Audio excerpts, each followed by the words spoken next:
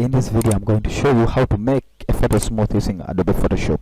What you need only to do is follow step-by-step procedures which I'm going to go through. Here, you need not to install any plugin so that you make a photo smooth or an application of separation. What you need to do is follow me step by step.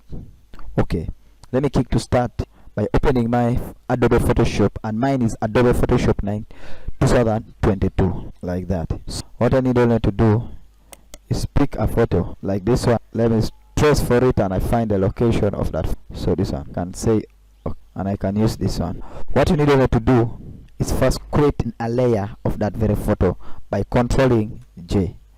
After controlling J, we go to image, and then you go to adjustments, then you go to invert, or you can control I.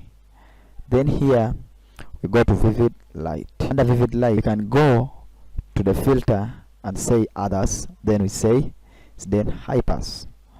Then in the high pass, we can adjust how we want our photo to be smooth.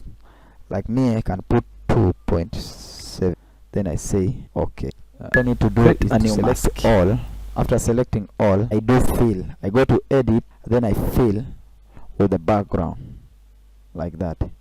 After filling with the background, I go to my brush tool, which is here, say brush. Then I start making my photo smooth. Or I first increase the size of the brush tool using the curly brackets. Then I go step by step.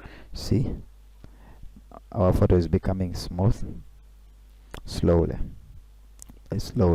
See, here we go to filter, then you say blur, then you select Gaussian, then we adjust the Gaussian blur till where you want your photo to be, like that. You see, you can see. Then I can select 4.9, then there I deselect and I control save. I save it in the desktop, as JPEG. Then I say desktop, then I say okay. Then finally I close my Photoshop, then I open it. It's here. See how our photo is smooth. Thank you for watching. Remember to like, subscribe and follow so that you don't miss other tutorials.